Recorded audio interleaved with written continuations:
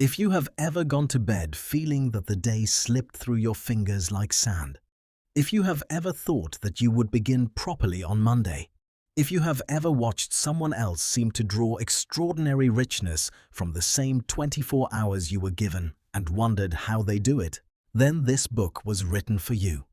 Arnold Bennett does not promise miracles. He does not offer magic. He offers something far more valuable and far more real. He offers a completely new way of seeing the time you already possess.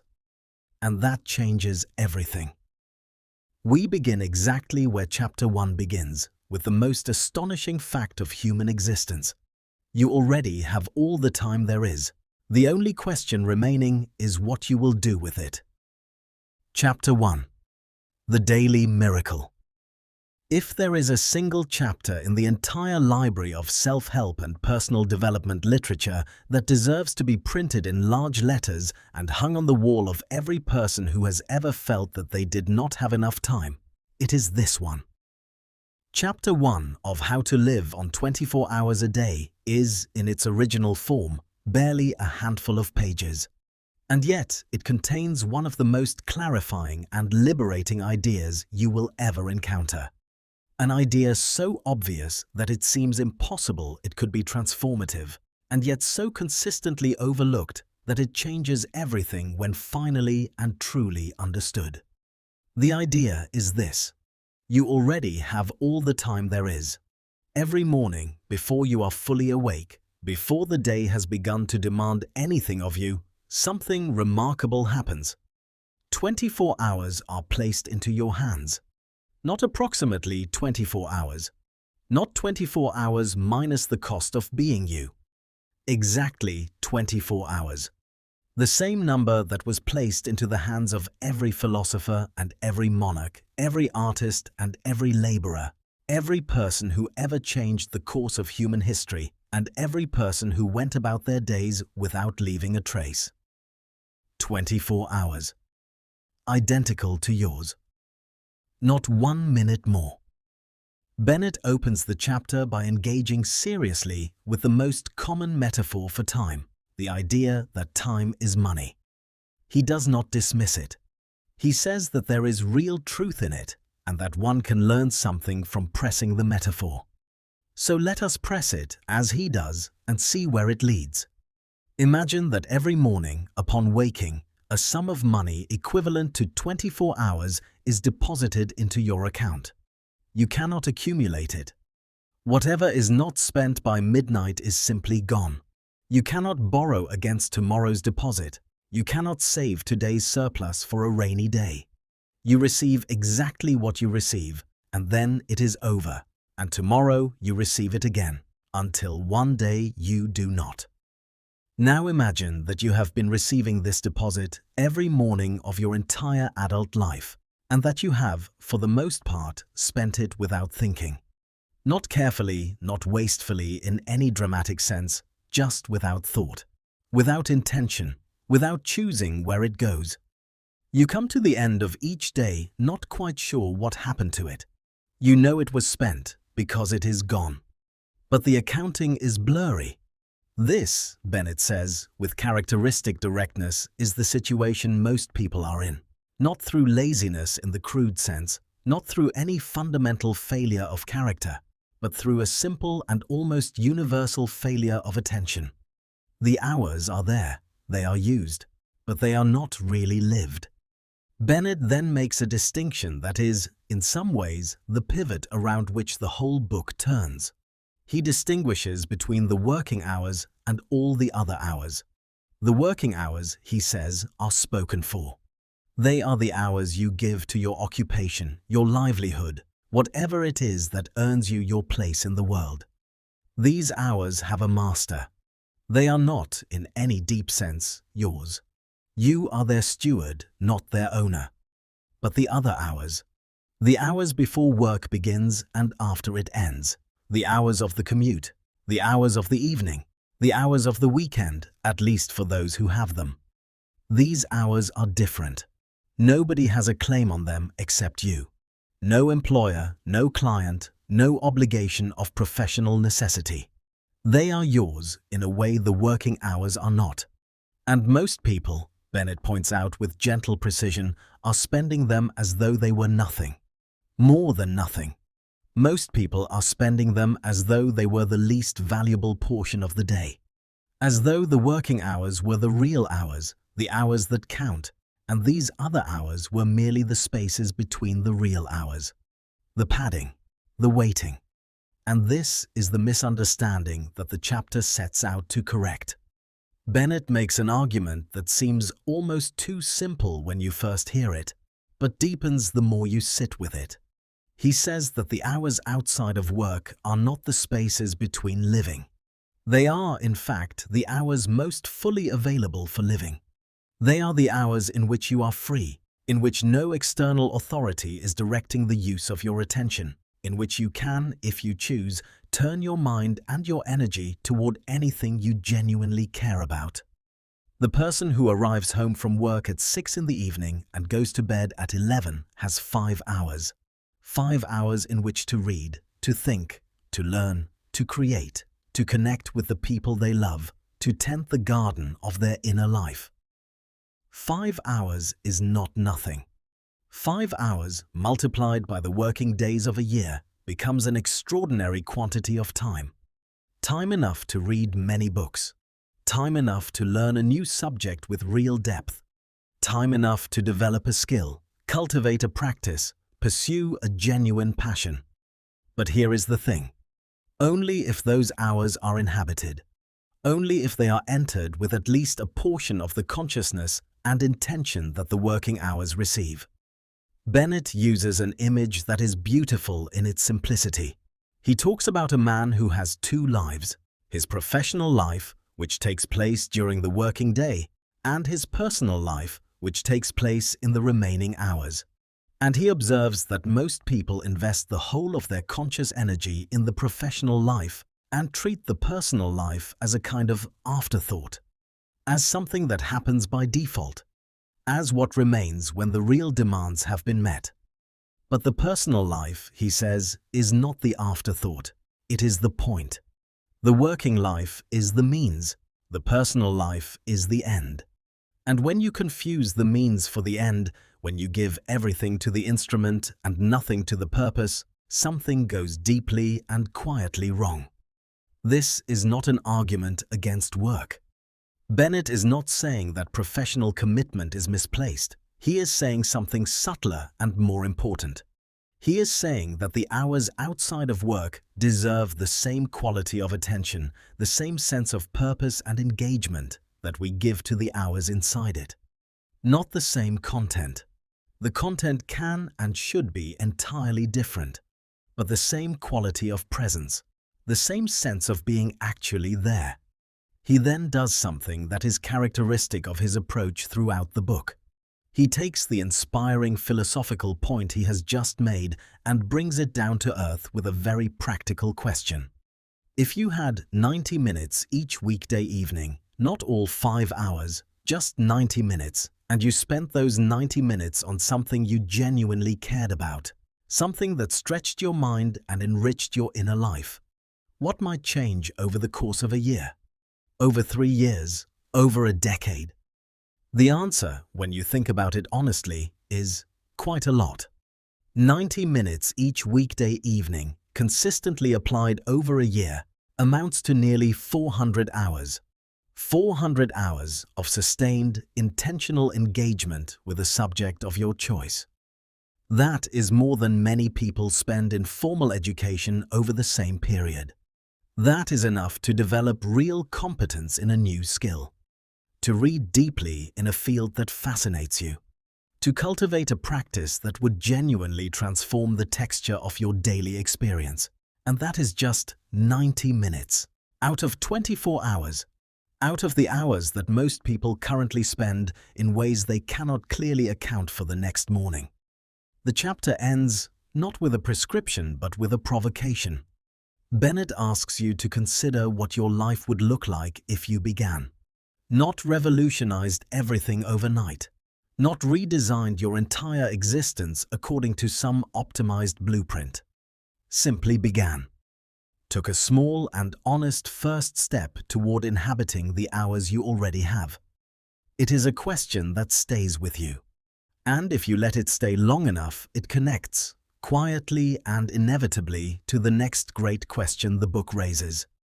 Not what to do, but why it is so difficult to do it, and what stands in the way. Chapter 2. The desire to exceed one's program. If Chapter 1 lit the match, Chapter 2 begins to examine, with remarkable honesty and even more remarkable compassion, why the flame so often goes out before it has had a chance to catch. This is the chapter where Bennett stops being inspirational and starts being wise, and the distinction matters enormously. He opens with an observation that will resonate with almost anyone who has ever made a resolution to change. Most people who feel the dissatisfaction described in the preface, the sense that life is somehow slipping by unrealized, have at some point tried to do something about it. They have, at various moments in their lives, drawn up schedules, made commitments, told themselves that starting on Monday or starting in the new year or starting after the next big project is finished, they would reorganize their use of time and begin living more intentionally. And most of these attempts have failed. Not most of the people. Most of the attempts. The people are still there, still trying, still feeling that familiar sense of something missed. But the specific attempts, the schedules and the resolutions and the Monday morning recommitments, those have, by and large, not survived. Bennett wants to understand why. And what he discovers is a pattern so consistent, so universal, so thoroughly human, that it deserves a name. He gives it one. He calls it the desire to exceed one's program. What does this mean? It means the tendency, when we are in the grip of genuine inspiration about changing our lives, to plan far more than we can actually sustain. To set the bar so high, with such earnest good intention, that we are almost certain to fail to clear it. And then, when we fail, to feel not merely that we have missed this particular target, but that we have proven something about ourselves, something unflattering, something that confirms a fear we were already carrying. The typical pattern goes something like this. You are moved by an idea, perhaps by a book like this one, or a conversation, or a moment of clarity at 3 in the morning when everything seems possible. You decide that the time has come to genuinely change how you spend your hours. You sit down and draw up a plan. The plan looks something like this. You will rise an hour earlier each morning and read for 60 minutes. You will spend the commute in deliberate reflection rather than passive consumption. You will read for 90 minutes each evening. You will study one new subject systematically. You will also begin to exercise regularly, improve your diet, and perhaps take up a creative practice. This plan, as you write it down, feels entirely reasonable. Each individual element seems manageable. An hour here, 90 minutes there. Small changes, surely. And you feel a genuine surge of energy and commitment as you write it. And then, real life arrives. Within 2 or 3 days, or perhaps a week, if you are particularly strong-willed, the plan begins to show cracks.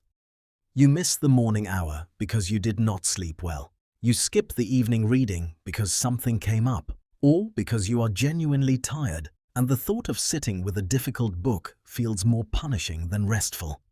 You fall behind on the new subject you were studying, and then, rather than simply acknowledging that you missed a day and continuing, you feel the whole enterprise beginning to collapse. Because when the plan requires everything to go right and one thing goes wrong, the plan has no resilience.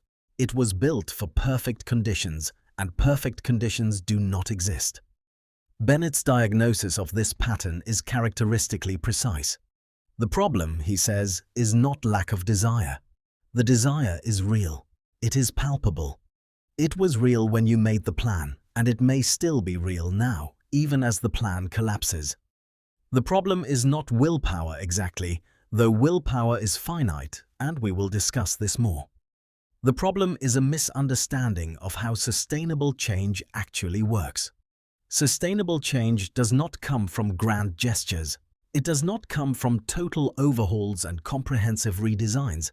It comes from small, specific, achievable adjustments, made consistently over time until they become habits.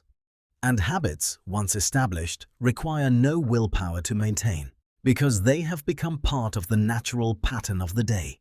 They no longer feel like effort. They simply feel like what you do. The person who decides to read for 90 minutes every evening and manages to do so for 3 months has not merely read many more books than they would otherwise have read. They have also established reading as a habit, as something they do, as part of how their evening unfolds. And that habitual reading, unlike the heroic burst of the failed grand plan, will continue indefinitely without requiring constant acts of will. But, and this is Bennett's crucial point, you cannot establish a habit of 90 minutes if you begin by trying to do 3 hours. The failed 3-hour plan does not teach you that 90 minutes is achievable.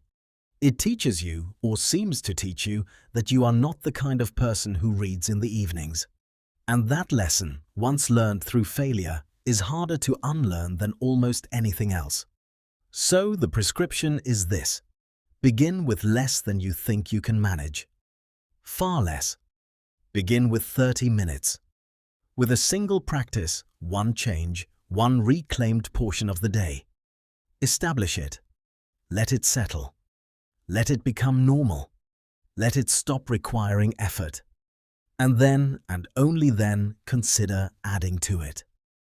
This approach can feel frustratingly modest when you are in the grip of genuine inspiration. You want to do more, you feel capable of more, and in that moment, you probably are capable of more. But the question is not what you are capable of in a moment of inspiration. The question is what you are capable of sustaining on a Tuesday evening when you are tired and the day has not gone well, and the last thing you feel like doing is anything requiring deliberate effort. The sustainable program is the program that you can keep on the bad days, not just on the good ones.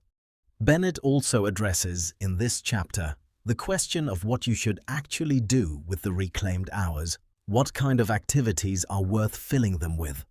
And his answer is deliberately open-ended, because he respects the genuine diversity of human beings and their interests. He does not say that you should study philosophy or learn languages or read the great novels.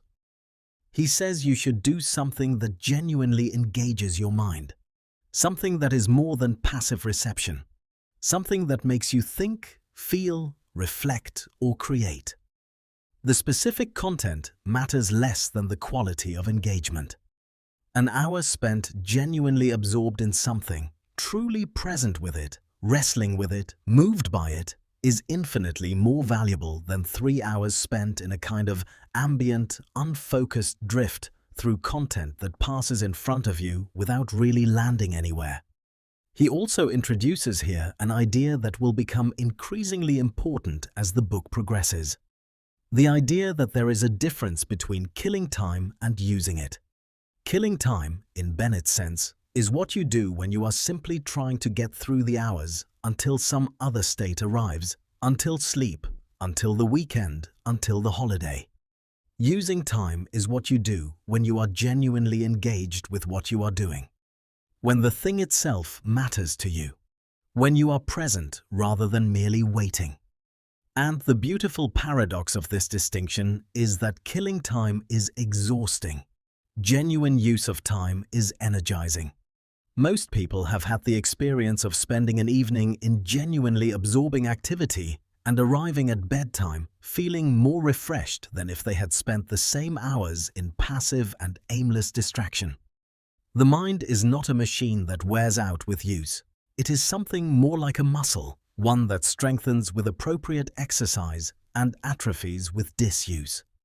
The chapter ends with a return to the image of the daily miracle. Bennett reminds you that yesterday's failed evening does not contaminate today's. The 24 hours arrive fresh every morning, regardless of what was done or not done with yesterday's 24 hours. This is not permission for carelessness. it is permission for compassion. You do not need to be perfect.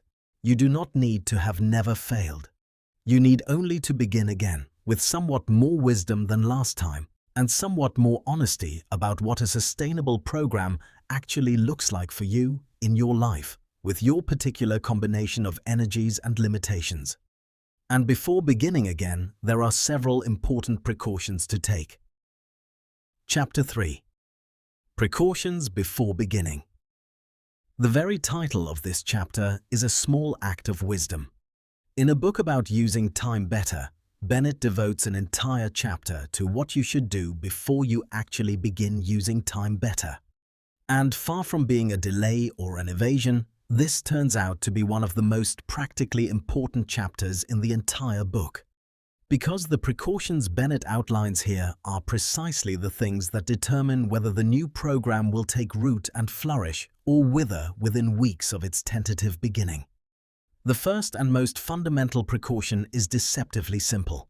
Do not start by doing too much. We have touched on this idea in the previous chapter, where it appeared as a warning against the desire to exceed one's program. But here Bennett goes further, becoming specific and concrete about what a genuinely workable beginning actually looks like. He suggests, with characteristic precision, that the starting point for most people should be a commitment of approximately 90 minutes each working day evening, devoted to some form of deliberate, intentional activity. Not the whole evening, not all of the available hours, just 90 minutes. Carved from the available hours deliberately and protected from the pull of habit and default. Why 90 minutes? Because it is a duration that is long enough to accomplish something real, to get genuinely into a subject, to enter a state of absorption and come out the other side with something, and short enough that it does not feel like a sacrifice. After 90 minutes, the rest of the evening remains. You can rest, you can be social, you can watch something. You have fulfilled your commitment to yourself, and you can do it without guilt. The second precaution concerns the number of changes you attempt simultaneously. Bennett's advice here is unambiguous. Change one thing, not 3 things, not 5 things. 1. If you decide that the evenings will now contain 90 minutes of intentional activity, that is your change. That is the thing you establish. You do not also decide to begin rising earlier, to alter your diet, to take up regular exercise, and to meditate each morning. Not because those things are bad ideas, perhaps they are excellent ideas, but each one of them requires willpower to initiate, and willpower is a limited resource. This is something that modern research has confirmed in ways Bennett could not have anticipated, but that he seemed to understand intuitively. The mental energy required to resist the pull of habit and choose a new behavior is a real and finite resource. It can be spent, and when it is spent, the default wins. The person who divides that limited resource across 6 simultaneous changes is likely to succeed at none of them. The person who focuses it entirely on one change is far more likely to establish that change as a habit, at which point it no longer drains willpower at all and the resource becomes available for the next change. One at a time. Establish. Consolidate. Then add. The third precaution concerns the inner atmosphere in which the program is undertaken. Bennett warns explicitly against what he calls the approach of grim determination, the treatment of the evening's 90 minutes as a kind of moral obligation to be discharged with whatever grim stoicism you can muster. This approach, he says, is both unpleasant and counterproductive. Unpleasant for obvious reasons. Nobody sustains a practice that makes them feel like a penitent serving a sentence. Whatever you do with your reclaimed hours should, at some level, be something you want to do. Not always easy, not always comfortable. Genuinely valuable things are often challenging, and the challenge is part of the value. But there should be some authentic draw toward it, some real curiosity or care or interest that makes the commitment feel like a choice rather than a punishment. counterproductive because the grim determination approach produces a particularly damaging form of failure. When you fail at something you undertook with joy and genuine interest, you feel disappointed but resilient. When you fail at something you undertook with grim determination, the failure feels like a condemnation, like proof that you cannot do even the things you resolve to do out of sheer force of will. This is a deeper and more disabling kind of discouragement. So the precaution here is to choose activities for your reclaimed hours that you genuinely find interesting or meaningful. Not activities that seem like the right kind of improving thing to do. Not activities that would impress others. Activities that genuinely draw you in. Activities that you would be slightly disappointed to skip. The fourth precaution is about time horizon. Bennett urges the reader, with real force, to lengthen their sense of when results will be visible. Most people undertake a program of personal development, expecting to feel noticeably different within a few weeks. When they do not, they conclude that the program is not working. But Bennett argues that this is a fundamental misunderstanding of how genuine inner development operates. The enrichment of the inner life through sustained reading, reflection, and deliberate intellectual engagement does not produce visible results in weeks. It produces results in months and years. After 6 months of reading a genuinely challenging book each month, you will not be able to point to a specific transformation and say, "Look, this is what changed." But if you compare the person you are at the end of those 6 months with the person you were at the beginning, the difference will be real. Your vocabulary of ideas will be richer. Your sense of what is possible in human thought and experience will be broader. Your capacity for sustained attention will be stronger. And your sense of your own life as something more than mere routine will be subtly but significantly deepened. These are not dramatic changes, but they are lasting ones. And lasting change of this kind is worth far more than the dramatic transformations that collapse back to baseline within weeks. The fifth precaution is perhaps the most psychologically subtle. Bennett warns against using the planning of the program as a substitute for the actual program.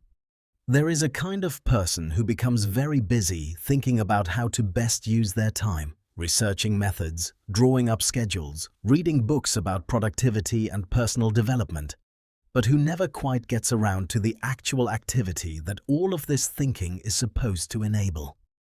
This is a trap, and it is a comfortable trap because it has the feel of doing something.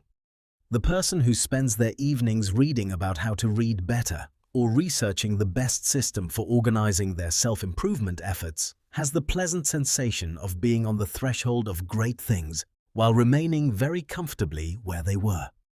The precaution is simple and direct. At some point, you must stop preparing and start doing. The preparation is valuable. The precautions are genuinely important, but they have a function, and their function is to make the actual practice possible. They are not the actual practice. Do not confuse the map for the territory. Finally, Bennett offers a precaution that is more philosophical than practical, but no less important for that. He says that you must enter this enterprise without the expectation of perfection. Not only without the expectation of perfect results, which we have already discussed, but without the expectation of a perfect process. You will have bad evenings. You will have weeks where everything falls apart. You will have periods of genuine discouragement when the whole project seems pointless or beyond you. These are not signs of failure. They are signs of being human. And the only meaningful response to them is to note them, sit with them briefly, and then return to the practice. The person who returns to their program after a lapse, without self-flagellation and without the drama of a grand new resolution, but simply with the quiet, patient recommitment of someone who knows this is a long project and that long projects always have setbacks, that person will, over time, achieve something real. Not overnight, not in a week, but over the months and years of a life lived with even a modest degree of intention, something genuinely extraordinary accumulates. These are the precautions. Having observed them, having taken their meaning into your practical planning, you are ready to begin. But before beginning, it is worth understanding more deeply why the challenge exists at all.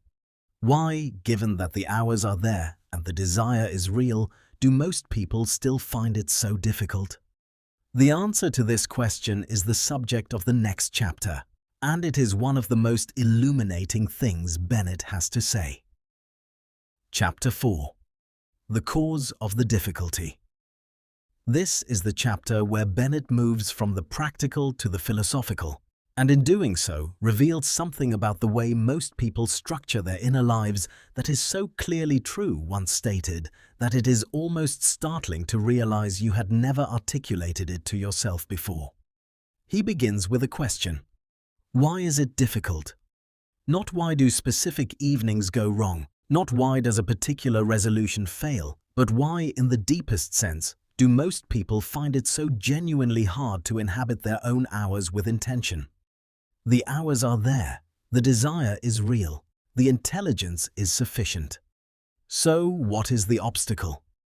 The answer Bennett offers is this. Most people have divided their day, without ever consciously deciding to, into two categories: the real day and the other time.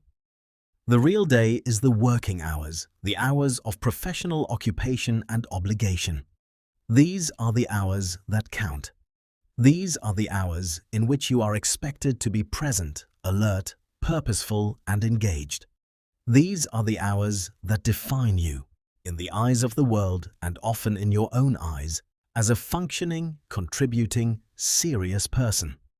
And then there is the other time, the commute, the evenings, the in-between hours. These are not the real day. They are the backdrop against which the real day takes place. They are the white space on the page. They are where you recover from the real day and prepare for the next one. They are, in this framework, essentially nothing. Hours of decompression and waiting. The tragedy of this framework, and Bennett calls it a tragedy, is not merely that it wastes an enormous quantity of potentially valuable time, though it does. The deeper tragedy is that it gets the hierarchy exactly backward. The working hours, as he has already noted, belong to your employer or your clients or your professional obligations. They are directed by someone else's needs. You are there and you are engaged. But the engagement is not free. It serves a purpose that is not primarily your own. The working hours are the means by which you sustain your life in the material sense. The non-working hours, by contrast, are the hours in which your life can be sustained in a deeper and more essential sense. These are the hours in which you can pursue what genuinely matters to you, in which you can develop the capacities and cultivate the interests and build the understanding that makes you more fully yourself, in which you can live as opposed to merely work. And these are the hours that most people treat as nothing. Bennett develops this insight through a series of observations that are worth sitting with at length. He observes, for instance, that most people come home from work feeling, genuinely, that they have done what is required of them for the day. They have worked. They have fulfilled their obligations. They have met the demands that the world places on them. And now they feel the day is essentially over. The hours that remain are hours of deserved rest, of doing what one likes, of having no demands placed on one at all. But this feeling, Bennett says, while entirely understandable, is built on a false premise. The false premise is that the demands of work are the demands that matter, and that once those demands are met, the most important part of the day has been discharged. Whereas, in fact, the most important part of the day has not yet begun.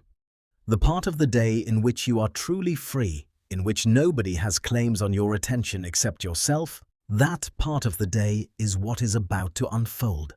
And most people enter it with their eyes half closed, in the passive recuperative mode of people who believe the real business is over. He offers an image that is both elegant and clarifying. He describes the way that most people treat the non-working hours as though they were a ship in harbor.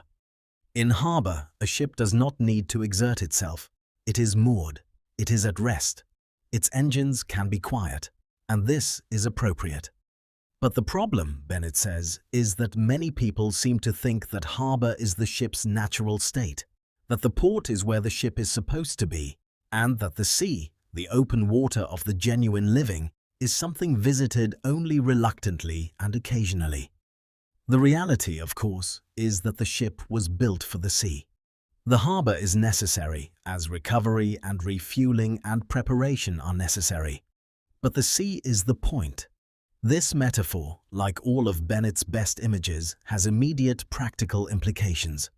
If you have been treating your evenings as harbor time, as time in which the engines can go quiet and the sails can be furled, then you have been misunderstanding what the evenings are for. They are not harbor time. They are not the dock at which you wait for the next working day to begin.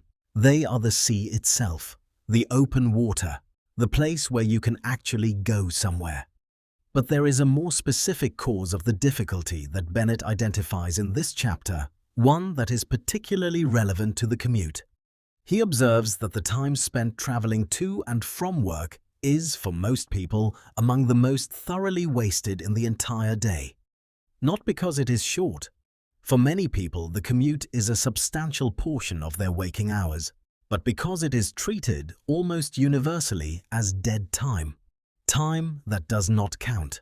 Time that must be endured rather than inhabited.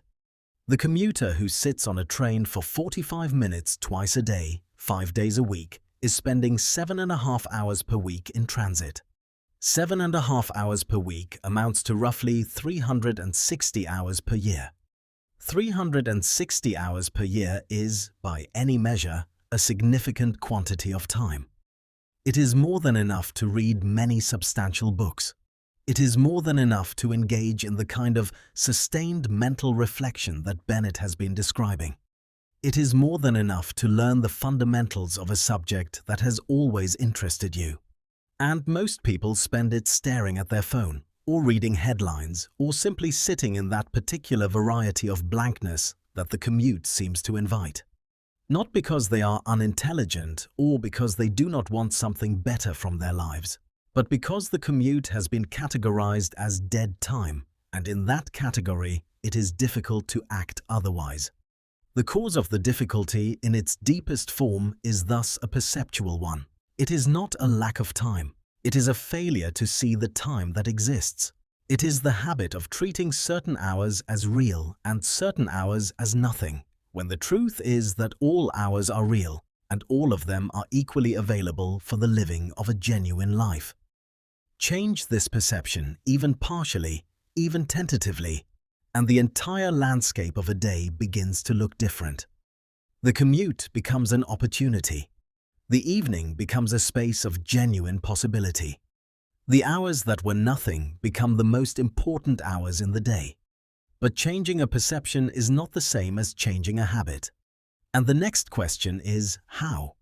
How does one actually begin to use these hours, practically and sustainably, without burning out or reverting to default? The answer begins in the next chapter, with an observation about tennis. Chapter 5. Tennis and the Brain. This is the chapter where Bennett moves from diagnosis to demonstration. Having explained, with considerable depth and precision, why most people fail to use their non-working hours well, he now turns to a proof that they can. And the proof he offers is practical, vivid, and immediately recognizable. He begins by asking you to picture someone you know, or perhaps yourself, who works a full day at an office, a desk-bound, intellectually demanding job. The kind of job that, by the end of the day, leaves you feeling as though your brain has been wrung out and set to dry. You come home, you are tired, you sit down, you feel with complete conviction that you are done for the day, that the last thing you could possibly do is apply your mind to anything else. And yet, this same person, an hour or two later, is found playing a vigorous game of tennis, or playing cards with genuine concentration and competitive spirit, or engaged in an animated conversation that requires wit, memory, and social intelligence, or out dancing, or cooking an elaborate meal from memory, or building something in the workshop, or playing music with friends. How is this possible? If the brain were truly exhausted, if the mind had genuinely been pushed to the end of its capacity by the working day, how could any of this be happening? Bennett's answer is one of those insights that, once encountered, you cannot unfeel. He says that what is tired at the end of a working day is not the mind as a whole. What is tired is a specific set of faculties, those faculties that have been most intensively and repetitively used during the working hours. The mind as a whole, the broader mind, the mind in its full range of capacities, is not tired at all. It is simply narrowed. It has been focused on one kind of task for many hours, and it is saturated with that kind of task. It does not want more of the same, but it is perfectly capable of something different. When the office worker plays tennis, they are using capacities that have been lying unused all day. Physical coordination, spatial judgment, competitive instinct, the joy of movement, social pleasure. These capacities are not tired. They have been resting while the professional faculties were working, and when given the opportunity, they spring into action with remarkable energy. This is the proof that the evenings are not as empty as they seem. The tennis player is doing something genuinely demanding. Tennis is not a passive activity. It requires attention, coordination, strategy, and sustained physical effort. And yet, the supposedly exhausted post-work person is doing it, often with more energy and engagement than they brought to anything in the working day. Bennett presses this point home with considerable care. If you can play tennis in the evening, he says, you can also read. If you can engage in a lively competitive card game, you can also think seriously about a problem that interests you. If you can dance, which requires coordination, timing, social awareness, and genuine presence, you can also write or study or reflect or pursue any of the other activities he will recommend throughout the book. The evening hours are not empty. The capacity is there. What has been absent is not the energy, but the direction. What has been missing is not the ability to engage the mind, but the habit of engaging it in purposeful ways. Bennett is also careful here to make a distinction that is easy to miss, but very important. He is not saying that the evening hours should be filled with effort in the way that the working hours are. He is not calling for a second working day. The tone, the mode, the kind of engagement appropriate to the evening is entirely different from what is appropriate to the professional hours. It is lighter in some ways, more personal, more driven by genuine interest and less by obligation. But it is not passive, it is not vacant, it is actively inhabited. He also addresses, in this chapter, a specific objection that many readers will feel at this point. The objection is, "But I genuinely am tired in the evenings. You do not know my job. You do not know what my day is like. After everything I do, I simply cannot engage my mind further when I get home." Bennett acknowledges this feeling completely. He does not dismiss it or argue with it, but he makes a distinction that is both tactful and psychologically accurate. He distinguishes between the feeling of exhaustion and the fact of it. The feeling of mental exhaustion after a long working day is real. It is a genuine feeling, but it is not always a reliable indicator of actual mental depletion. The mind that has been doing repetitive or narrowly focused work all day often feels tired in a way that is more like saturation than depletion, more like the stomach that is full of one kind of food and does not want any more of it, but would actually welcome something different. The cure for this kind of tiredness, Bennett says, is not rest in the sense of inactivity. It is a change, a genuine, engaging, interesting change of mental subject. And the curious thing, which many people who have tried it can confirm, is that once you make that change, once you actually begin the thing you thought you were too tired to begin, the tiredness often lifts. Not entirely, but enough. Enough to allow an hour of genuine, absorbed engagement that leaves you feeling, at the end of it, not more depleted, but oddly more alive. This is the paradox of mental engagement that runs beneath this entire chapter. The mind does not rest through inactivity. It rests through variety. And a variety that genuinely interests you, that calls on faculties that have been idle all day, is not a burden. It is a relief. Bennett also uses this chapter to introduce the idea that will underpin much of what follows.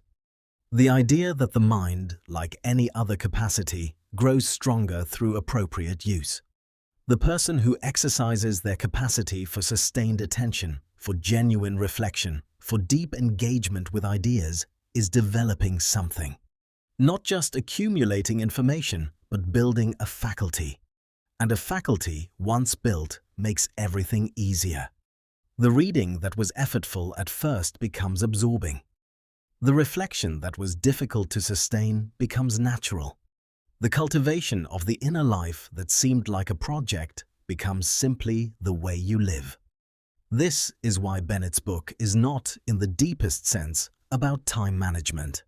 It is about the development of a capacity, the capacity for genuine self-direction, for inhabiting your own existence rather than being carried along by it, for living in the fullest and richest sense of the word.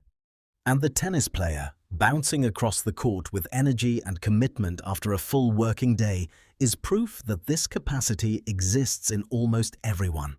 It needs only to be discovered, directed, and cultivated. Chapter 6. Remember human nature. There is a reason Bennett gives this chapter the title he does. Not manage your weaknesses or overcoming obstacles or any of the other phrases that self-improvement literature uses when it wants to address the ways in which human beings reliably fail to do what they intend. Bennett's title is a kind of instruction in itself. Remember. As in, do not forget. As in, this is something you will be tempted to overlook and the oversight will cost you. What you must remember and what you must build into every plan you make for yourself is that you are a human being, not an algorithm, not a system, not a machine that can be programmed with new behaviors and expected to execute them flawlessly from that point forward. A human being with all the contradictions and inconsistencies and needs and resistances that the phrase implies. This chapter is, in some ways, the most compassionate in the book. It is also the most practically important, because the failures it is trying to prevent are not the dramatic collapses, the obvious and unmistakable moments when the whole enterprise goes wrong. Those are recoverable.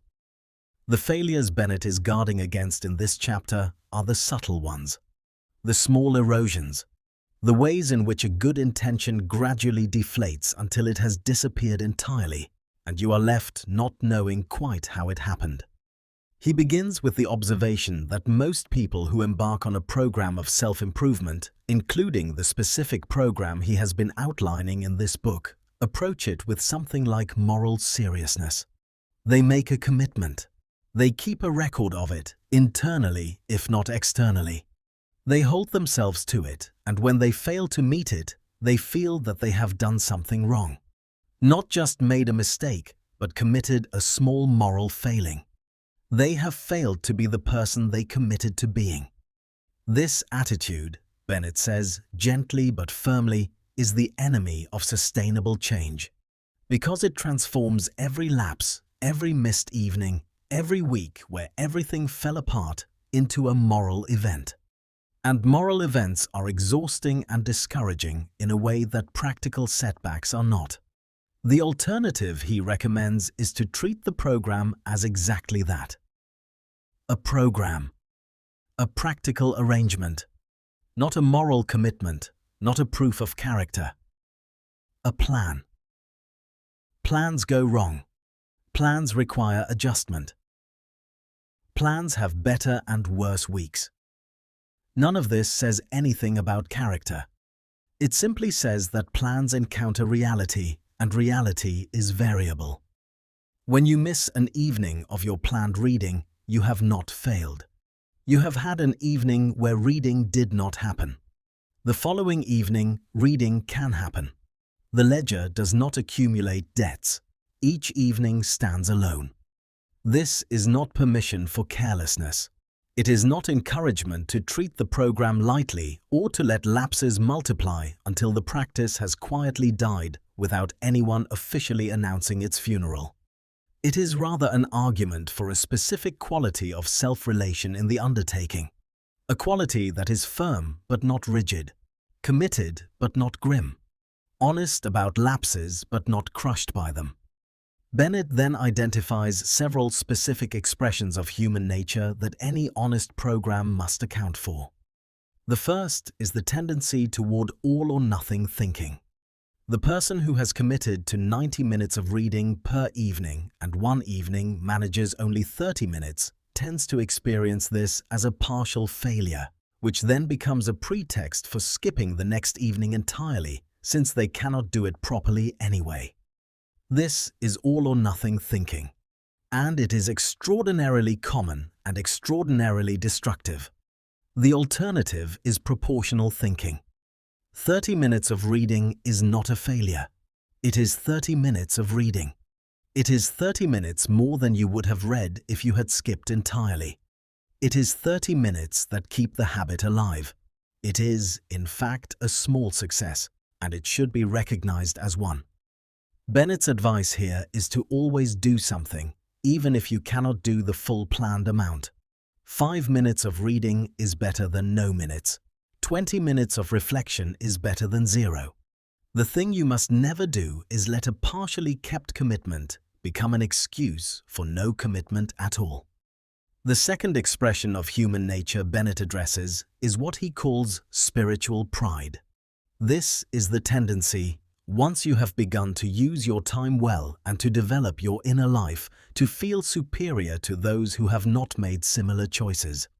It is a subtle and seductive tendency, because you are, in some ways, doing something genuinely good. You are reading, you are thinking, you are engaging with ideas that most of the people around you are not engaging with, and it can be very tempting to feel that this makes you better than them. Bennett is unambiguous about this. It does not.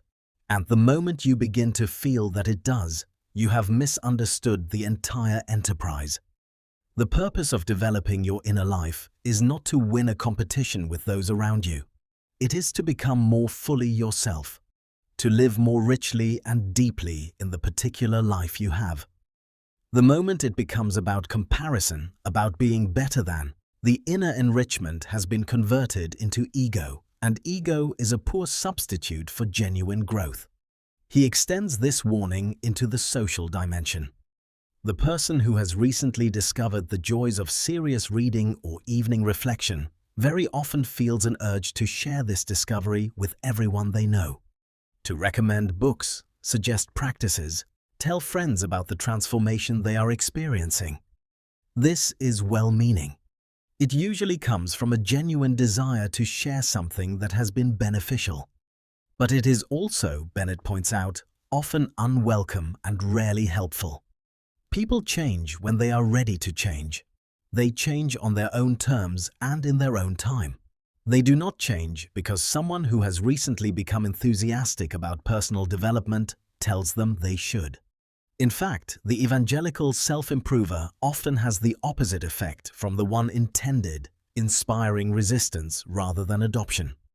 The counsel here is simple. Tend your own garden. Do the work. Live the life. And if others notice something and ask about it, share what you know with genuine modesty. The example, quietly lived, is far more persuasive than any amount of explicit recommendation. The third aspect of human nature Bennett addresses is the tendency toward inconsistency of mood. There will be weeks, perhaps many weeks, when the whole project feels alive and engaging and genuinely enriching. The reading absorbs you. The reflection produces real insights. The sense of progress is palpable. And there will also be weeks, perhaps equally many, when the project feels pointless, when the books seem dry, when the reflection seems to go nowhere, when the whole thing feels like a chore you have somehow assigned yourself for no good reason. Both of these experiences are normal. Both are part of the long arc of any sustained practice. The good weeks do not mean you have arrived. The difficult weeks do not mean you have failed. They are simply the oscillation of a genuine human engagement with something that takes time and consistency to build. The precaution, once again, is to hold both lightly. To continue through the difficult weeks, not because the fire of inspiration is burning, but because you understand that the practice matters regardless of how you feel about it in any given week. And to enjoy the good weeks without assuming they represent a new permanent state from which you will never descend. Bennett closes the chapter with a reminder that is both honest and encouraging. He says that the change he is describing is not a small one. You are not trying to modify a trivial habit. You are trying to alter a deep and long-established relationship with time, with your own inner life, with the question of what your hours are for. This kind of change happens slowly. It requires patience with yourself. It requires the kind of compassion that you would extend to a friend who was trying to do something genuinely difficult. That compassion, that patient gentleness with one's own human nature, is not weakness. It is, in fact, a form of wisdom. And it is the foundation on which everything that follows must be built. Chapter 7. Controlling the Mind. We arrive now at the chapter that sits at the heart of the entire book. Not at its physical center necessarily, but at its conceptual center. Because everything Bennett has recommended so far, everything about reclaiming the evening hours, about sustained reading, about deliberate reflection, about genuine engagement with art and thought, depends on one thing above all others. It depends on the ability to control where the mind goes. And this, as anyone who has ever tried to truly concentrate knows, is neither automatic nor easy. Bennett opens the chapter with an observation that is at once disarmingly simple and deeply important. The mind, when left to its own devices, does not stay where you put it. You sit down to read, and within minutes you are thinking about something that happened earlier in the day, or something you need to do tomorrow, or something someone said to you last week that you have not quite finished processing. You resolve to spend the commute in deliberate reflection on a subject that interests you, and instead find yourself following an association through several steps until you are thinking about something completely unrelated. The mind wanders, it drifts, it pulls. This is not a personal failing. It is how the mind actually works. Left to itself, the mind moves associatively, following threads of interest and anxiety and memory wherever they lead. This is, in fact, one of the mind's great capacities. Its tendency to connect things, to leap across apparent gaps, to find relationships between seemingly unrelated ideas is the source of much of human creativity and insight. The mind that does not wander is the mind that does not discover. But the mind that can only wander, the mind that cannot stay with something when you ask it to, that cannot follow a line of thought to its conclusion, that cannot hold a complex idea in sustained attention long enough to actually understand it, that mind is limited in a different and more fundamental way. It may be quick and associative, but it lacks depth. It skims the surface of everything and plumbs the depths of nothing. Bennett's prescription for developing the capacity for sustained mental attention is practical, concrete, and thoroughly achievable by any person willing to practice it consistently. He recommends what he calls the practice of deliberate mental attention during the commute, specifically the morning commute, when the mind is fresh and before the day's demands have cluttered it with immediate concerns. The practice works like this. Before you begin the journey to work, you choose a subject for deliberate thought, not a task, not a problem you need to solve for work. A subject, an idea, a question. Something that genuinely interests you and about which you have some material to think with.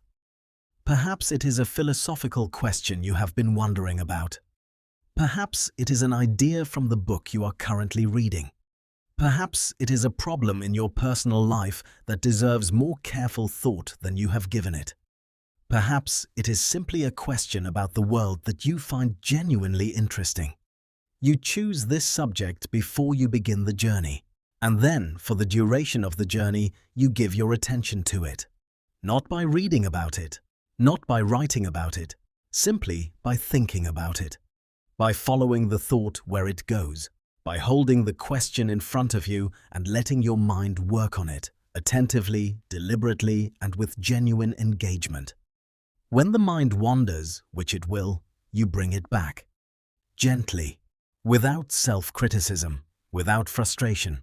Simply bring it back, the way a patient teacher redirects a distracted student, not with impatience, but with calm persistence, and then continue. What this practice builds over weeks and months of consistent application is not merely a store of interesting thoughts. It builds a capacity. The capacity for directed, sustained attention. The capacity to hold a thought in focus rather than having the focus dissolve before the thought is complete. The capacity to follow a complex idea all the way to its conclusion rather than losing the thread halfway through. And this capacity, once developed, transforms every other intellectual activity. The person who has developed the habit of sustained attention reads differently. They get more from books because they actually follow the argument rather than skimming for highlights. They reflect more productively because they can stay with a question long enough to actually think it through. They have richer conversations because they can hold the thread of a complex discussion in mind and contribute to it with genuine depth. Bennett also addresses in this chapter the question of what counts as suitable subject matter for this deliberate mental practice. And his answer is, once again, broad and permissive. Almost any subject of genuine interest is suitable. The key quality is that it must be something about which there is genuinely more to think than you have yet thought. Something that has not been exhausted. Something that has the texture of real depth that will yield more the further you go into it. He specifically recommends against using this practice for planning and problem-solving related to work. Not because these are unworthy subjects, but because they tend to collapse into anxiety rather than genuine thought. The mind that is thinking about work in the morning commute is usually not actually thinking in the productive sense. It is usually worrying or rehearsing or anticipating or running through the same concerns it ran through yesterday. This is not the kind of mental activity that develops the capacity for sustained attention. It is, in fact, the kind that fragments and disperses it. True thinking, in the sense Bennett means, is a distinct activity from planning and worrying. It involves genuine inquiry. It involves following a line of thought without knowing in advance where it will lead.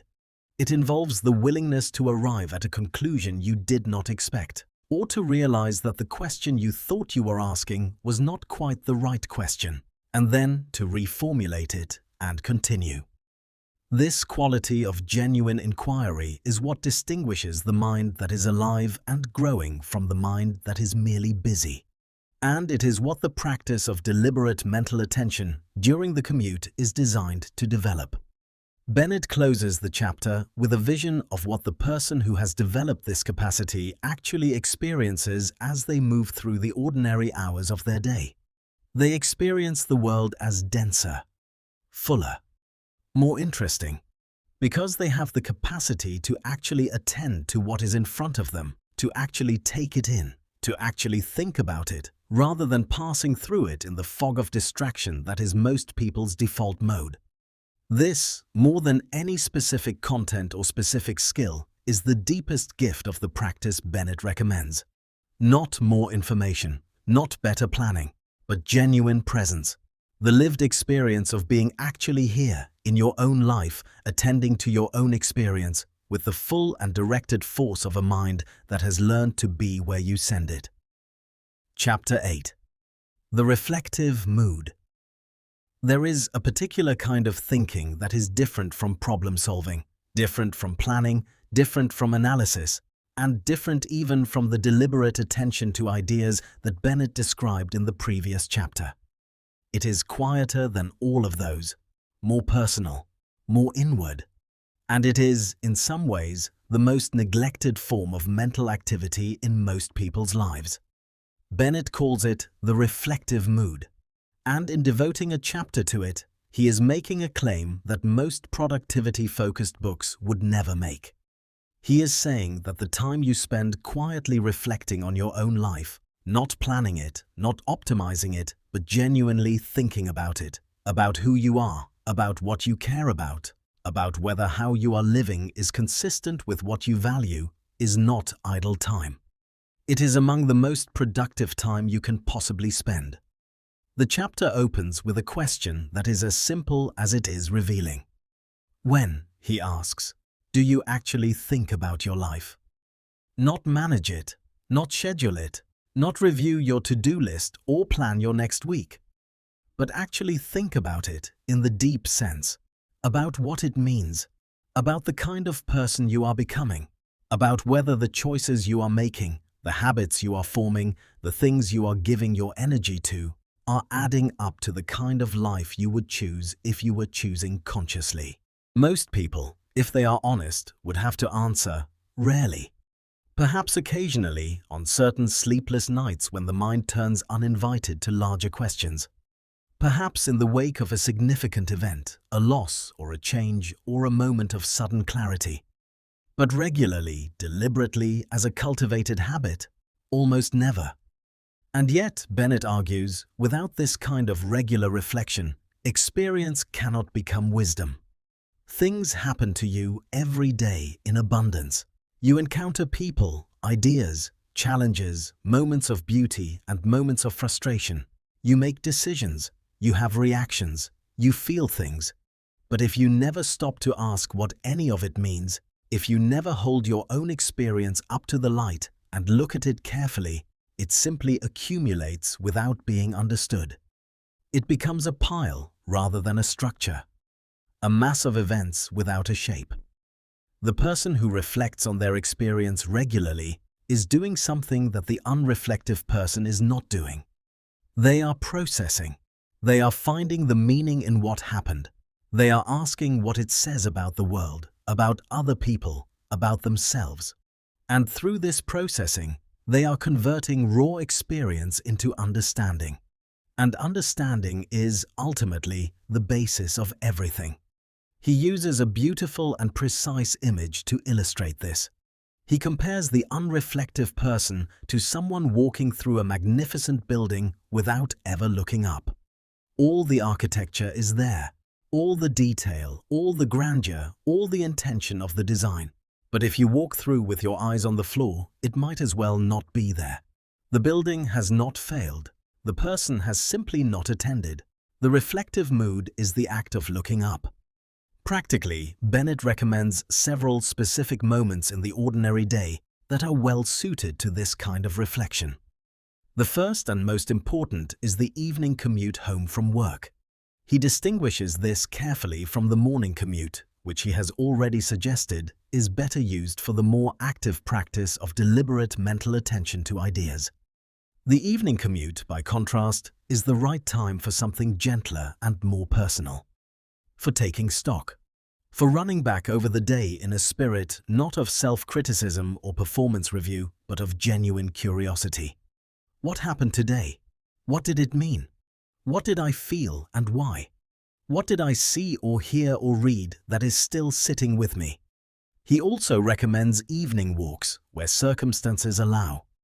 The walk is an ancient form of reflection, and Bennett understands why. The rhythm of walking, the movement through space, the mild sensory engagement of being in the world without being required to interact with it, creates conditions in which the reflective mind naturally arises.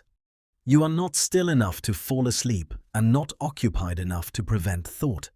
You are, as it were, in the ideal conditions for the kind of quiet, unhurried, personally directed thinking that reflection requires. He makes a point about the difference between reflection and rumination that is very important and often overlooked. Rumination is the rehearsal of distress. It is when the mind returns, again and again, to the same painful thought or grievance or anxiety, not in order to understand it and move through it, but simply because it is caught there, like a wheel spinning in mud. Rumination is effortful and exhausting and goes nowhere. Reflection, in Bennett's sense, is something entirely different. It is directed. It is purposeful. It has a quality of gentle inquiry rather than helpless repetition. It asks, "What does this mean?" rather than "Why did this happen to me?" It moves. It arrives somewhere. Even if what it arrives at is only a clearer sense of the question, even if it does not produce a resolution or an answer, it has produced something. It has processed. It has moved the experience from raw material to understanding. Bennett also addresses the question of what kinds of subjects are most productive for reflection, and he offers a guiding principle that is both simple and profound. Reflect about things that have the power to change how you live, not in the sense of dramatic life upheavals, but in the sense of genuine influence on how you actually inhabit your hours, relate to the people around you, understand yourself, and move through the world. This includes reflecting on what you have been reading, not just summarizing it or evaluating it, but asking how it connects to your own life and experience. What does this book say about the situation I am in? What does this idea change about how I see the thing I was already thinking about?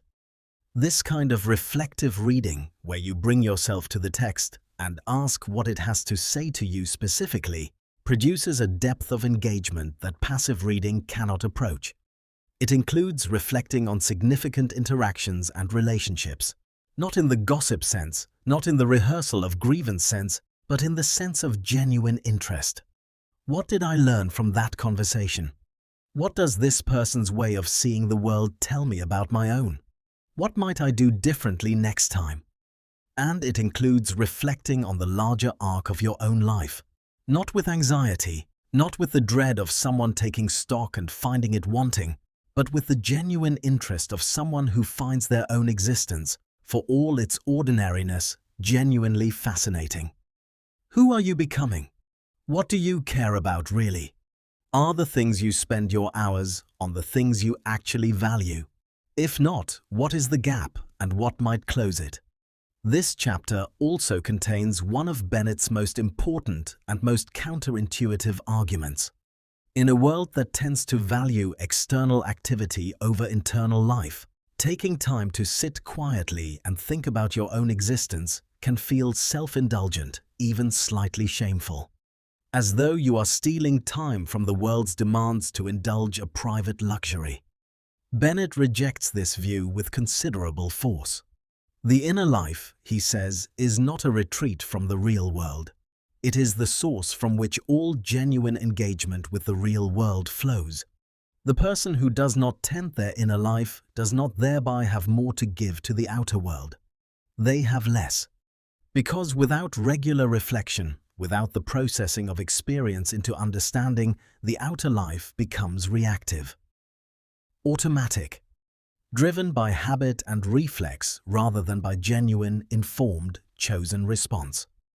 The reflective mood is not a luxury, it is a necessity. Not for comfort, but for genuine agency. For the ability to actually live your life rather than simply be lived by it. Chapter 9. Interest in the Arts. We arrive now at a chapter that might, at first glance, seem out of place in a book whose main subject appears to be time management. What has art to do with the art of living on 24 hours a day? The answer, it turns out, is everything. Because Bennett's vision of what it means to live well has never been about efficiency or optimization in the narrow sense. It has always been about the richness, depth, and genuine aliveness of the inner life. And nothing contributes to the richness of the inner life more consistently or more deeply than a genuine relationship with art. Bennett makes his argument for art on grounds that are not aesthetic but practical. Not in the shallow sense of practical, but in the deepest sense. He argues that art, specifically music, poetry, and the visual arts, provides something that no other human activity provides in quite the same way. It provides access to the full range of human experience and feeling, beyond what any one individual life could contain. It offers an expansion of the self outward, a broadening of the world beyond the necessarily narrow boundaries of personal experience. The person who has never seriously engaged with music lives in a universe that is, in a specific and measurable way, smaller than the universe of the person who has. Not because they are less intelligent, not because they lack sensitivity, but because they have not yet found the door that music opens. And when you find it and go through it, you find on the other side not just sounds, but an entire vocabulary for describing the movement of emotion through time, a vocabulary that enriches every other area of experience. Bennett is careful to address the most common obstacle between ordinary people and the arts. The obstacle is not lack of ability. It is a kind of double anxiety, the anxiety of not knowing enough and the anxiety of getting it wrong. Most people who have never developed a relationship with serious music or poetry or art believe at some level that there is a correct response to these things and that they might not have it, that they might be moved by the wrong things or fail to be moved by the things they are supposed to find moving, that they might reveal their ignorance by responding in the wrong way. Bennett dismantles this anxiety with gentle precision. There is no correct response to a piece of music or a poem or a painting. There is only your response. And your response, honestly arrived at and honestly held, is the beginning of genuine aesthetic experience. You do not need to know the theory. You do not need the historical context, though that can be enriching once you have it. You need only to be present, to pay attention, and to allow whatever response arises to actually arise. He focuses most particularly on poetry, and his reasons for this are interesting. Poetry, he believes, is the most immediately accessible of the arts for the person who approaches it with an open mind. He acknowledges that it has a reputation for being difficult or obscure. But this reputation, he says, belongs to a particular kind of poetry, a kind that is genuinely not for the beginning reader. Most poetry, the poetry that has spoken to human beings across centuries, is not obscure. It is, on the contrary, an attempt to say with the greatest possible precision the things that most resist precise saying. It is an attempt to put into words the exact texture of a feeling, or a moment, or an insight that ordinary language cannot quite reach. When a poem does this successfully, the experience of reading it is not intellectual in the way that reading a philosophical argument is intellectual. It is something more like recognition. You read the poem and you think, yes, that is exactly it. That is exactly the thing I have felt without being able to say it. And in that recognition, something opens. You feel less alone, more understood, more fully inhabited in your own experience. His practical advice for beginning a relationship with poetry is entirely consistent with the rest of the book. Do not start with theory. Do not start by reading poetry criticism or attending lectures on literary form. Start by reading poems, one at a time. Slowly, with attention. Read a poem once for its surface. Read it again for what it is doing. Read it a third time for what it makes you feel. And if a poem moves you, stay with it. Carry it. Let it come back to you throughout the day. He recommends keeping an anthology available at all times, in a coat pocket, on the commuter, by the bed. Poetry is uniquely suited to brief, frequent encounters. A poem can be read in 2 minutes and yet stay with you for weeks. Unlike a long work of prose, which requires continuity and sustained attention across many sittings, a poem is complete in itself. It can be entered and exited at any moment, and it will give something each time. On music, Bennett is equally passionate and similarly practical. He does not suggest that everyone must learn to play an instrument, though he regards this as one of the great pleasures of a human life. He simply recommends active listening. Not music as backdrop, not music as something that happens while you do other things, but music as the primary object of attention, at least occasionally, at least for 20 or 30 minutes, at least sometimes. The distinction between hearing music and listening to music is one that many people never make. Hearing is passive. The sounds pass through you without any particular engagement. Listening is active. It means following the music, attending to what it is doing, noticing the way a theme develops and changes and returns, feeling the emotional arc of a movement, allowing the structure to reveal itself. This kind of listening is a skill. It develops with practice. And as it develops, music that was initially opaque or inaccessible begins to open. Not all music, not all at once, but gradually, piece by piece, composer by composer, the vocabulary of musical experience builds. And when it has built enough, you have access to one of the most extraordinary dimensions of human experience that exists. For the visual arts, Bennett's approach is the same: quality of attention over quantity of exposure.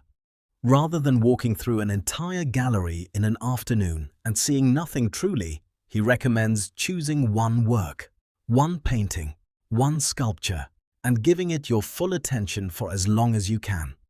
Asking not just what it depicts, but what it is doing. How the artist has chosen to arrange the elements. What draws the eye and why. What the light does to the space. What mood the work creates and how it creates it. The underlying principle in all of these is what Bennett calls genuine engagement.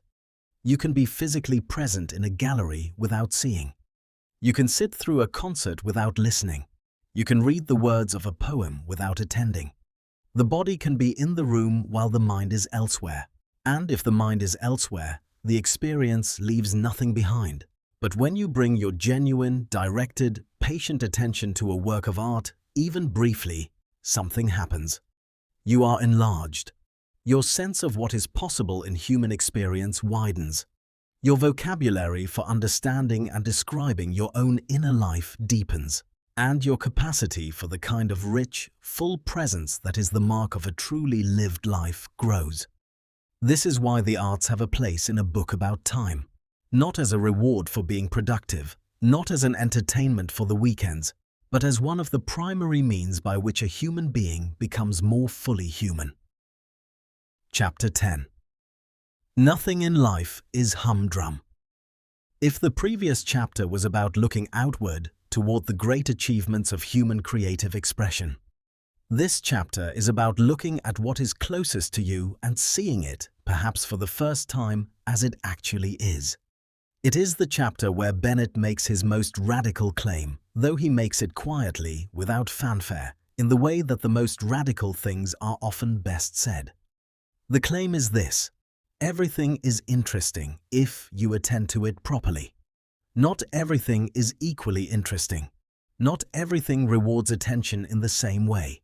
Not everything yields its depths with the same readiness. But everything, without exception, has more to offer than the casual, distracted glance we usually give it. This is a philosophical claim about the nature of reality. But it is also, and more importantly for Bennett's purposes, a practical claim about what is available in every ordinary day.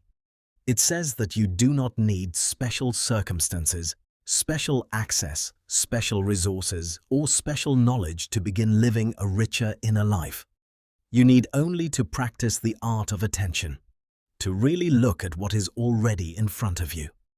He develops this argument through a series of examples drawn from the most ordinary aspects of daily experience.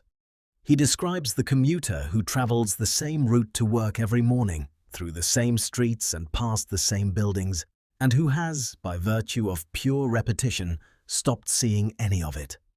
The buildings are familiar. The faces are familiar. The whole urban landscape has become a kind of wallpaper, present but unnoticed, a backdrop to the day rather than a subject of genuine interest. But, Bennett asks, what would happen if this person were to actually look at one building on their route? One single building with genuine, patient attention. What might they begin to notice? They might notice the architectural style, which would immediately open questions about when it was built and what the city looked like at that time. They might notice the materials, the way the stone has weathered differently in different places depending on exposure to weather and pollution. They might notice the windows and whether they are original or replaced, and what this tells them about the building's history. They might notice the people who go in and out and begin to wonder what happens inside. None of this requires specialist knowledge. It requires only attention. And the attention itself, the act of genuinely looking, begins to reveal a world of detail and complexity and implication that was invisible before, not because it was not there, but because it was not being seen. Bennett extends this argument to human beings, and here he touches something very deep. He notes that most people, in the course of an ordinary day, pass hundreds of other human beings without really registering them. Just faces, just bodies, just the crowd through which you navigate to reach your destination. But each of those faces, each of those bodies moving past you on the street, is carrying an entire world, an entire life of experience, of memory, of feeling, of private history. An entire interior universe as complex and as interesting as your own. And these interior universes are entirely invisible from the outside. You cannot see them, you can only imagine them. But imagination, Bennett suggests, is enough.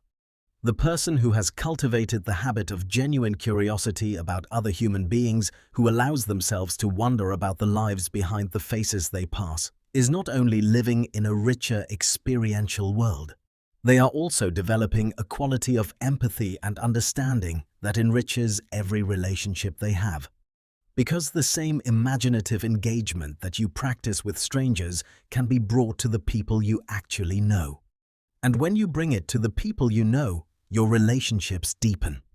This philosophy of attention, which we might today recognize as a form of deep mindfulness, is not only a source of pleasure, though it is certainly that.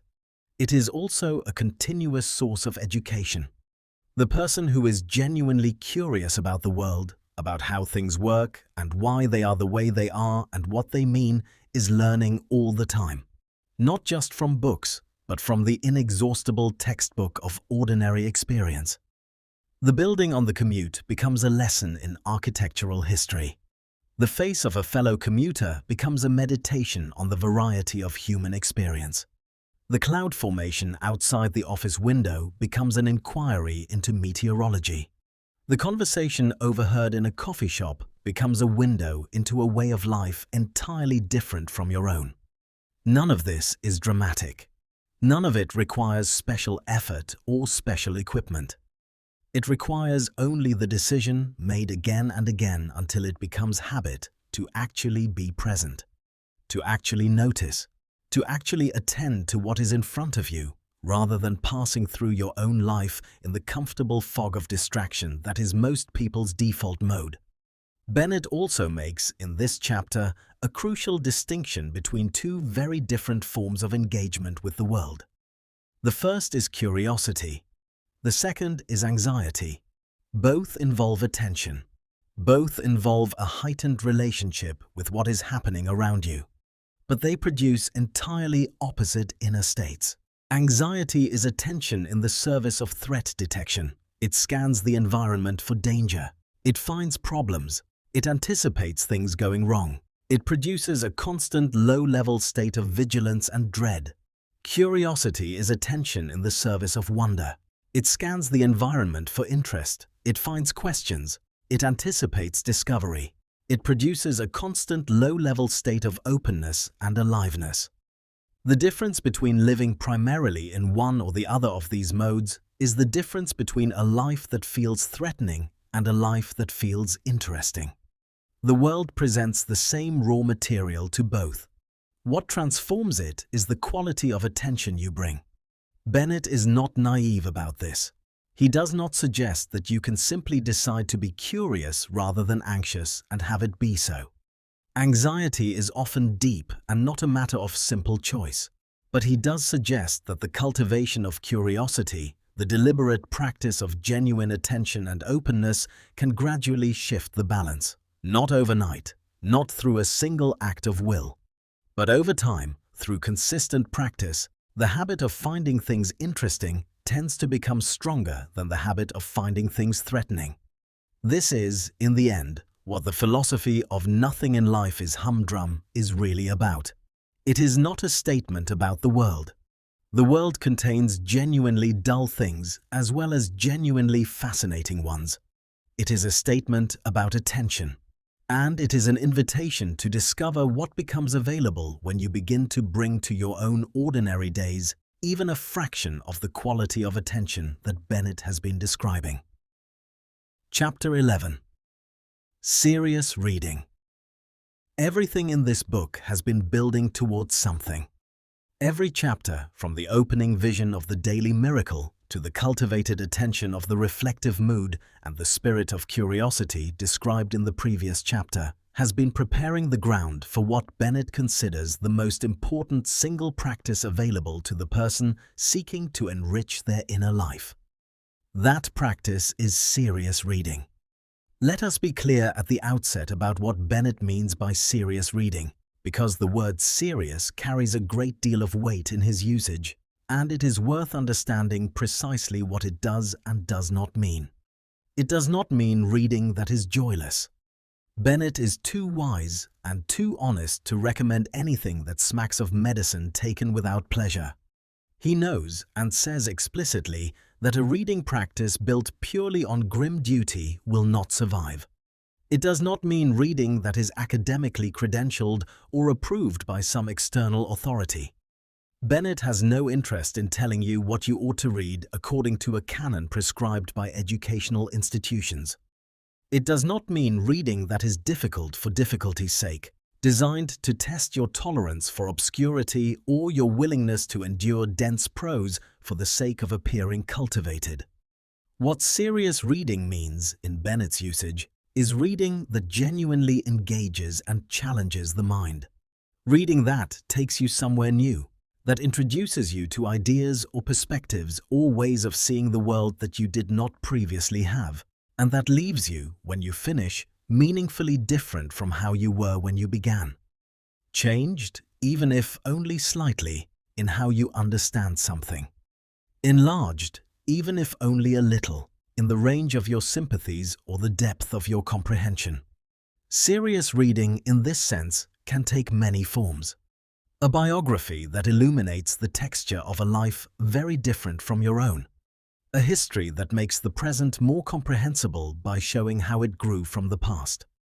A novel that explores the inner life of human beings with the kind of precision and honesty that only great fiction can achieve. A work of philosophy that questions assumptions you did not know you held. A book of science that shows you the extraordinary strangeness and complexity of the physical world you inhabit every day. Poetry that puts into exact and beautiful language the things that your own inner life contains but has never managed to articulate. All of these qualify as serious reading in Bennett's sense. The common thread is not subject matter or style or genre. It is the quality of engagement, the demand the text places on the reader, and the return the text makes on that demand. He contrasts this with what he calls light reading, which he does not condemn. There is a time and a place for it, he says. Sometimes the mind genuinely needs something undemanding, something warm and easy, something that asks nothing of you and allows complete rest.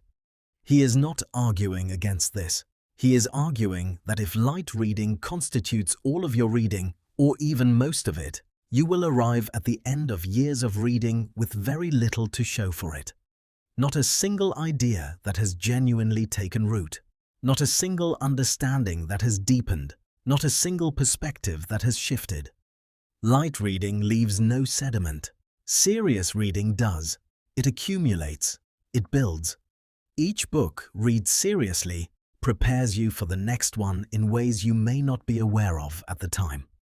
The vocabulary grows. The range of reference expands. The capacity for following a complex argument, for inhabiting a richly imagined world, for sitting with ideas that are initially opaque and working through them until they become clear. All of this increases. And as it increases, the pleasure of reading increases with it. This is one of the most counterintuitive aspects of serious reading. The more demanding books you read, the easier and more enjoyable demanding books become. The person who has read widely in serious literature is not working harder than the person who sticks to lighter fare. They are working just as easily because the capacity for that kind of engagement has been built through practice. Bennett's practical advice on how to read seriously is specific and usable. He recommends systematic reading over random reading. Not systematic in the sense of following a curriculum imposed from outside, but systematic in the sense of pursuing a subject or theme with some depth over time. The person who reads one book about a subject and then immediately moves to something entirely different gets something from that book. But it remains isolated. It does not connect to anything else. The book's ideas do not resonate with or deepen ideas encountered elsewhere. The person who reads 3 or 4 books on related subjects, by contrast, begins to see connections. Different authors illuminate the same questions from different angles. Disagreements between them sharpen your thinking about the subject. The accumulated understanding brought to the 4th book is qualitatively richer than the understanding brought to the 1st. It has depth and context and a living network of associations. This is the difference between information and understanding. Information can be acquired from any single book. Understanding requires the kind of sustained engagement with a subject that only systematic reading over time can produce. Bennett also recommends what he describes as active reading. Not passive consumption, where your eyes move across the page and words enter through them, but are not truly processed, but genuine intellectual engagement. Reading with a pencil. Not to mark impressive passages, but to engage with the text. To note questions that arise. To record disagreements. To connect ideas to things you have read or thought elsewhere. To push back. To concur. To wonder. A book that you have genuinely engaged with in this active way is a book that becomes part of you. A book read passively may be recalled in broad outline, but rarely enters the deep structure of understanding. He is also honest about the time that serious reading requires. It cannot be done in stolen minutes. 5 minutes here and 10 minutes there, scattered through the day in odd moments, do not constitute serious reading. Serious reading requires a block of genuinely continuous, protected time. Not an enormous block. An hour. 90 minutes. But uninterrupted, genuinely available, free from the intrusions that fragment attention. This is why, throughout the book, Bennett has been making the case for reclaiming the evening hours. Because the evening is where that continuous, protected time exists. The working day is fragmented by demands and interruptions. The morning is often rushed and logistically complex. But the evening, for most people, offers the possibility of a genuine, unbroken stretch of time that belongs to them. On the question of what to read, Bennett offers advice that is both specific and liberating. He suggests beginning with works that have already proven their worth across time. Books that have been read and valued and returned to across many generations and centuries have passed a test that no newly published work has yet had the chance to face. This is not snobbery. It is a simple observation about the nature of quality. What lasts tends to last for good reasons. But within this, he insists on following genuine interest. Interest is the engine of reading, and without it, the finest book in the world will be a chore. The key is to find the point where your own genuine curiosity meets the material that has proven its depth. That intersection is where the richest reading happens. He closes the chapter with a vision of what serious reading, practiced consistently over years, actually produces in a human life. It produces a mind that is richer, more flexible, more capable of sustaining and enjoying its own inner life. It produces a person who is less bored, less dependent on external stimulation, more capable of genuine engagement with ideas and other people. It produces someone who has developed quietly and without fanfare through nothing more dramatic than an hour or 90 minutes each evening with a serious book, an inner wealth that no external circumstance can take from them. And this inner wealth, this richness of the cultivated inner life, is the deepest thing that the book has been about from its first page. Chapter 12. Dangers to Avoid. A book that ends with a chapter of warnings might seem at first like a book that lacks faith in its own advice. But Bennett's final chapter is, in fact, the opposite. It is the expression of his deepest confidence in the reader. He does not warn against dangers because he doubts you. He warns against them because he knows from observation and perhaps from personal experience that these particular pitfalls are visited by almost everyone who undertakes the kind of program he has been describing. And knowing they exist, you can watch for them. The first and most fundamental danger has appeared in various forms throughout the book, but Bennett returns to it here with the emphasis it deserves. It is the danger of over-enthusiasm. The person who begins a program of intentional living with enormous energy and sweeping ambition is almost certain to encounter early failure, not because their energy is not genuine, but because energy without structure dissipates rapidly. The person who decides to read for 2 hours every evening, study a new language, attend concerts twice a month, keep a reflective journal, and also begin rising an hour earlier has not made a plan. They have made a fantasy. And when the fantasy encounters Monday morning or the first genuinely exhausting week, it collapses. And the collapse carries with it a specific and damaging narrative. I tried, and I cannot do this. This narrative, once established, is harder to dislodge than the original bad habit was, because it has the weight of apparent evidence behind it. The remedy, as we have seen, is to begin with less. Far less. So little that it seems almost embarrassingly modest. One small practice, established until it is solid. Then consider expanding.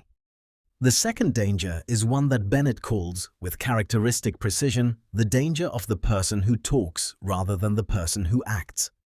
This requires some explanation. Bennett is not suggesting that talking is inherently bad or that discussing ideas with others is a waste. Conversation is one of the great pleasures of the intellectual life. But there is a specific trap that awaits the person who has begun to develop a richer inner life. The trap is this. Ideas, while they are still forming, have a kind of internal pressure. They push against the boundaries of the mind. And one way to release this pressure is to pour the ideas out in conversation, to share them immediately as they are forming with whoever is nearby. This can feel like a productive engagement with the ideas. It has the texture of thinking. But it is actually more like the premature birth of a thought, one that exits the mind before it has developed fully. And once an idea has been expressed in conversation, once it has been said and responded to and discussed, it loses much of the internal pressure that was driving its development. It feels, in some sense, resolved. Done. And so the process of deeper thinking about it tends to stop. Bennett's counsel is to let ideas develop longer in private before bringing them into social circulation. Let a thought ripen. Sit with it. Write about it privately. Follow it where it leads in the solitude of your own reflection. And then, when it is genuinely ready, when it has been worked through and tested against your own most honest scrutiny, bring it into conversation.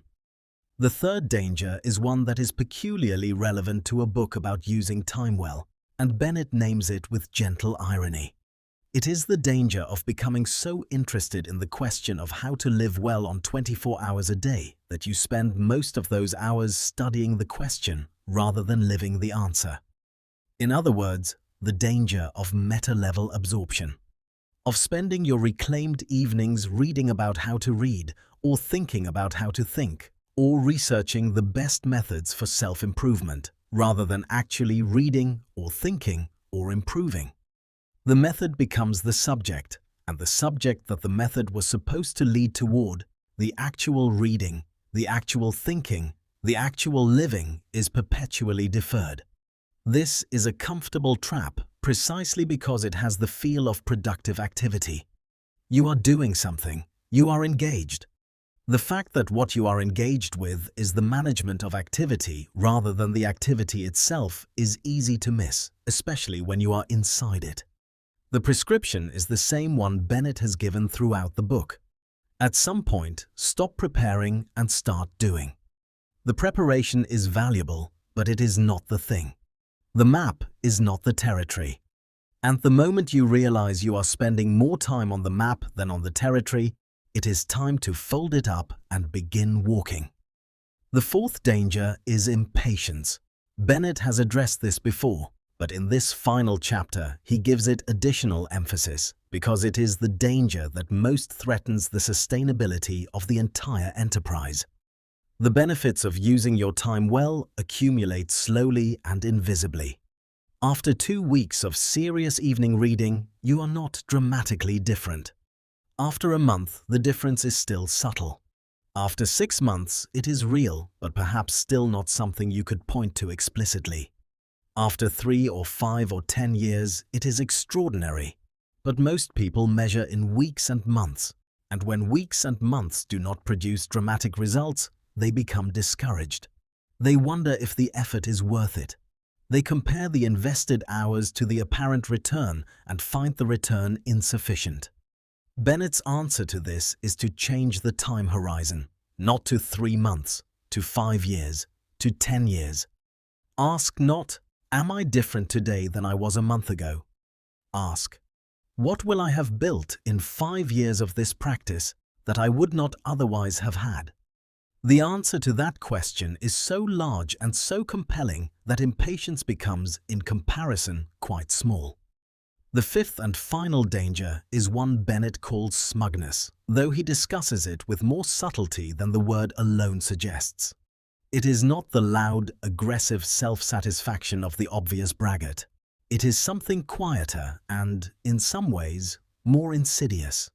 It is the complacency of someone who has done something, who has established a practice, built a habit, read a good number of books, developed a real relationship with some art form or intellectual tradition, and who has, in doing so, arrived at a satisfied plateau. The satisfied plateau is comfortable. It has the feeling of having arrived, of being, in some vague but genuine sense, the kind of person one always wanted to be.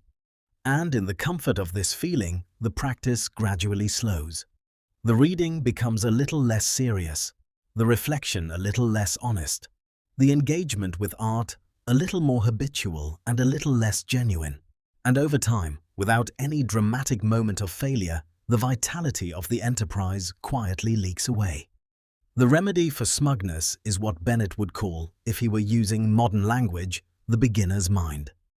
The continuous recognition that you are always at the beginning, that there is always more to read, more to understand, more to discover about the world and about yourself. That the project of developing the inner life is not one that has a completion point, any more than the garden has a completion point. It is ongoing. It requires continuous tending. And the moment you believe you have tended it sufficiently, you have stopped tending it. Bennett closes the chapter and the book, not with a summary or a peroration, but with something much simpler. He returns to the image that opened chapter 1. The daily miracle. 24 hours arriving each morning, without condition, without expectation, without preference for how they are spent. And he says, once more gently and without drama, use them, not all of them, not perfectly, not in a way that impresses others or fulfills some external standard of the properly improving person. Simply use them with a little more intention, a little more presence, a little more consciousness than yesterday. And let that little more, accumulated over the days and weeks and months and years of a life, become something quietly extraordinary. Conclusion. The full life.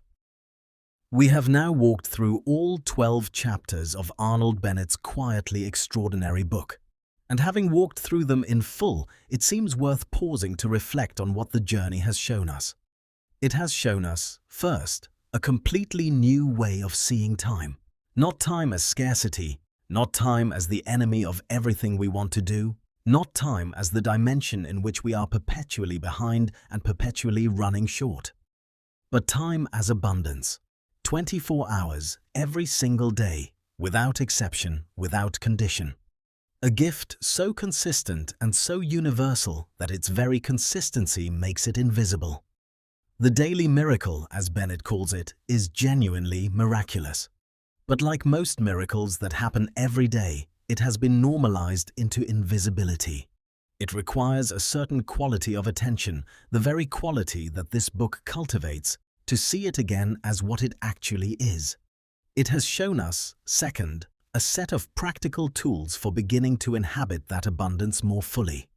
Not a rigid program, not a demanding schedule that allows no room for the genuine variability of human life, but a set of principles, each one grounded in honest observation of how human beings actually work rather than how they ideally should work.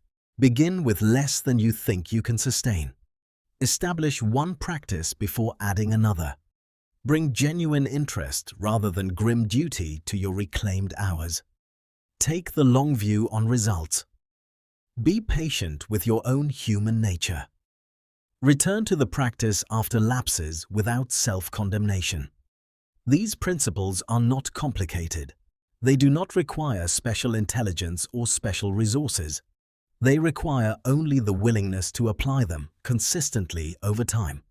It has shown us, third, a vision of what a fully lived life actually looks like from the inside. Not a life of grand achievement or public recognition. Not a life of wealth or fame or dramatic adventure. Those things may or may not come, and they are not, in Bennett's view, what the matter is really about. What the matter is really about is the quality of your inner life, the richness of what happens in the private world of your own mind and spirit. Whether the hours you inhabit are hours of genuine presence or mere drift. Whether you are bringing to your own existence the quality of conscious engagement that makes the difference between a life that is truly lived and a life that is merely endured. The person who has spent years cultivating genuine attention to what is around them, developing a real relationship with the arts and ideas that constitute the human inheritance, practicing the sustained thought and regular reflection that convert experience into understanding. This person is not living more than anyone else in any quantitative sense. They are living no more minutes or hours or years, but they are living more in every other sense that matters, more fully, more richly, more consciously, more joyfully.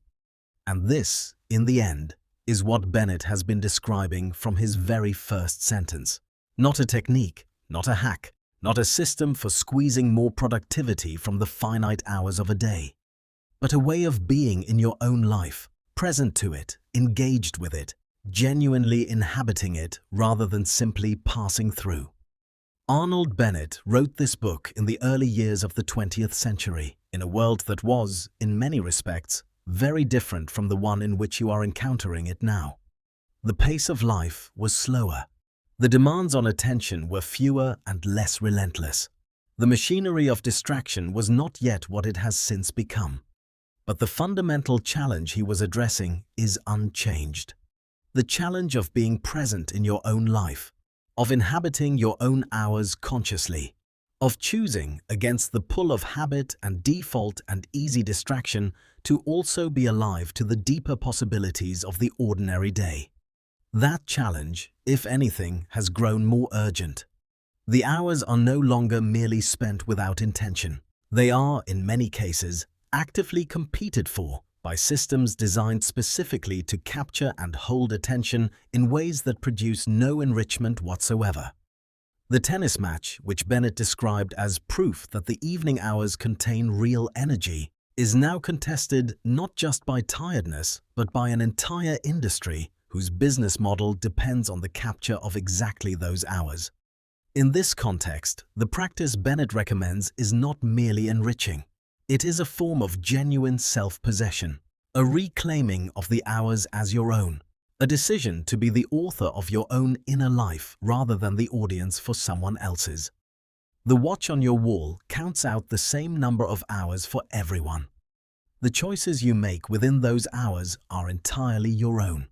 And those choices, made again and again, day after day, in the quiet and unspectacular medium of ordinary life, accumulate into something, into who you are, into the life you have actually lived, into the person you have, through countless small decisions, become.